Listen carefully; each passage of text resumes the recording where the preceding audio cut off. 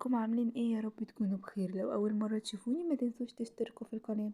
والله يا جماعه لا اخفى عليكم سرا ان انا النهارده كنت قايمه ماليش نفس ولا اطبخ ولا اروق ولا اي حاجه. كلنا بيجي علينا يوم كده، اوقات كتير مش يوم واحد، بنبقى كسلانين ملناش نفس نعمل حاجه. الروتين كده بيبقى خلاص من كتر تكراره مش بنبقى لينا نفس ان احنا نعمل اي حاجه، بنبقى بس عايزين نريح، عايزين نخرج، عايزين نغير.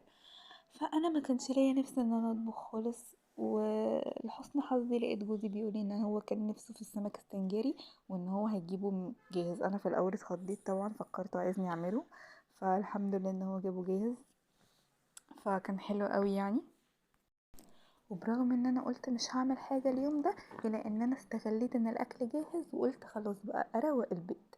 وفعلا روقت البيت كله ورتبت الحاجات اللي ما كانتش مترتبه وظبطت الدنيا، واستغليت ان انا عندي وقت شويه ان انا اروق. لو وصلتوا مشاهدة لحد هنا متنسوش تصلوا على النبي. بس بصراحة كانوا حبة سمك في قلبك، والله في قلبك، حلو قوي قوي قوي قوي. انا كان بقالي كتير مكلتوش وفعلا كان نفسي فيه، فانا يا دوب بس عملت جنبه رز وعملت طحينة وعملت سلطة وبس يعني. بس كان جميل جدا جدا جدا. عارفين انتوا الايام دي اللي انتوا بتبقوا مستنيين الاكل هيجي دليفري او هنجيب حاجات جاهزة؟